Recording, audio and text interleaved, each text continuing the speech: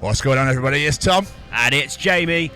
Welcome to the Chronicles of Podcast. The Chronicles of 2000 Trees 2024.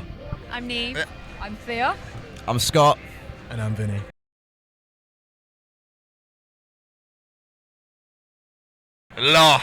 Stunning. Love it. Absolute pleasure to have you all here. Thank you so much for joining us today. It's graciously. Not at all. How's your personal Saturday treating you? It's actually been amazing. We've just done our set. Yeah? How was it? And it was really, really good. Yeah? It was really good. Was it tent packed?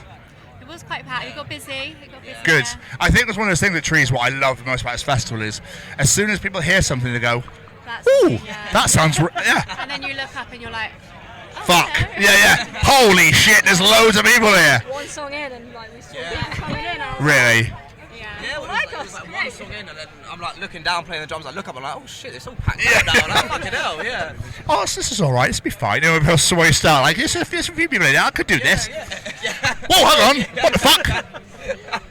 Give me binoculars. Yeah. Give me binoculars. I said, the fires. That's amazing. That's incredible, though. I love that. Yeah. Absolutely love it.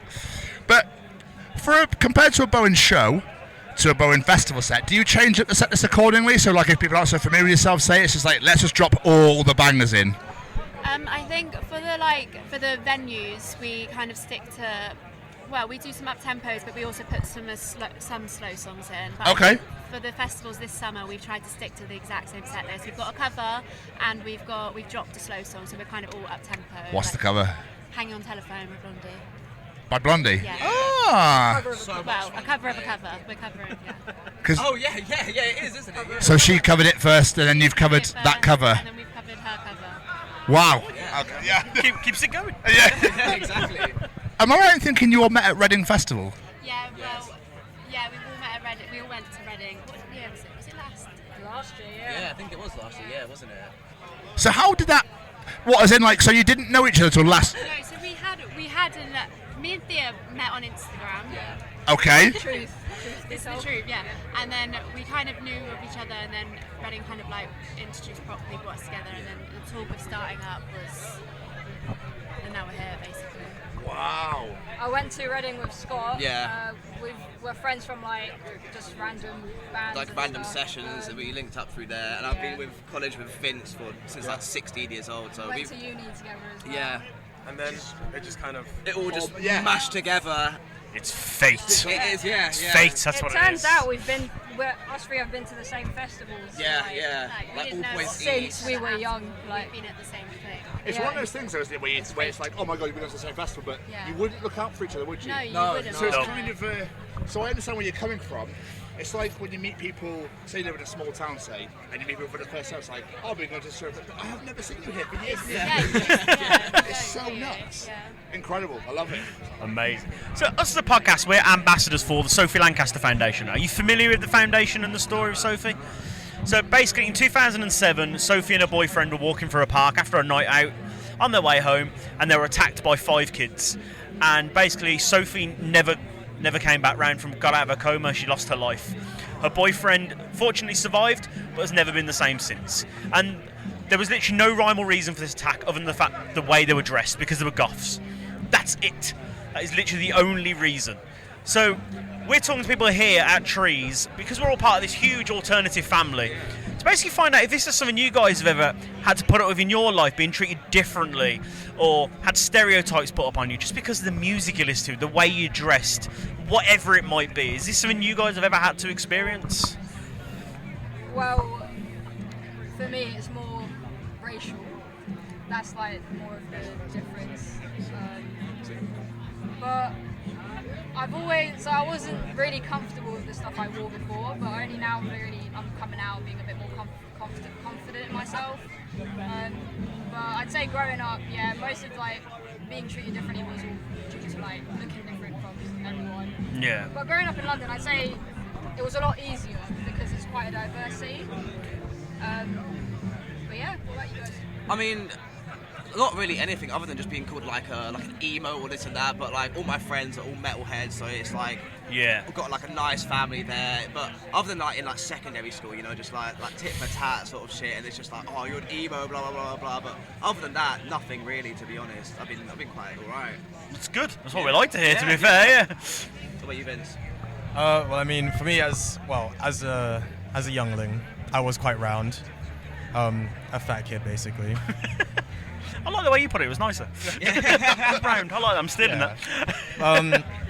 But I had been playing music at that time as well, and it was just like, well, I didn't feel comfortable with how I looked. Yeah. And then obviously I, had a little transformation. I was just more comfortable, but I still kind of didn't mind how I was, because nobody was complaining about how I looked on stage. So it's like, you're fat, it was just kind of, no one really cares about what you look like. I feel like, they just want to listen to you.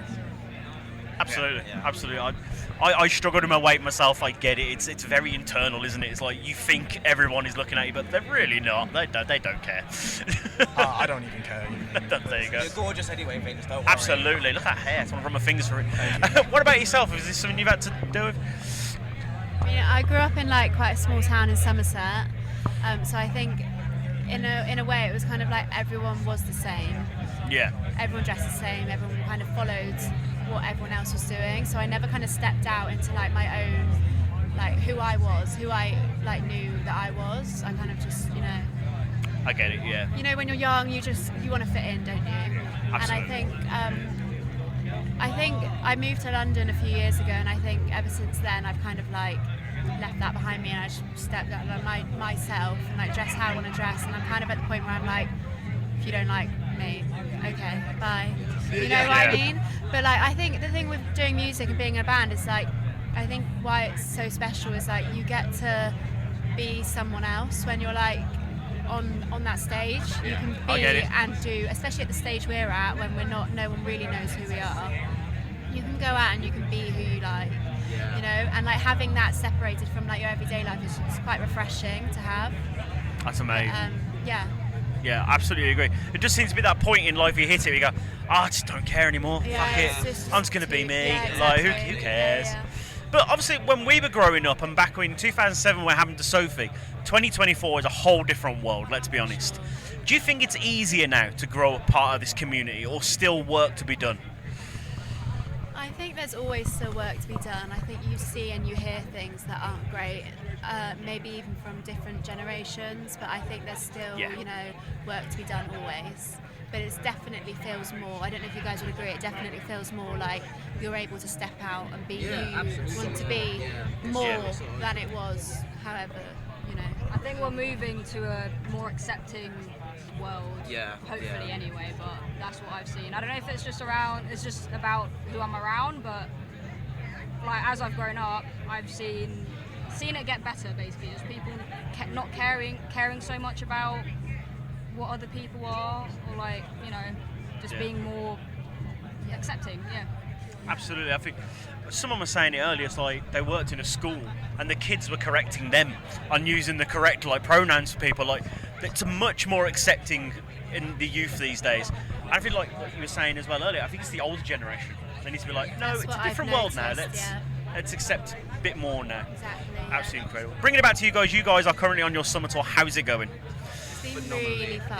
It's been so much fun. Yeah, we've done a few festivals before today, and we've just been out with Don Broco opening for them in Coventry and Sheffield. Amazing.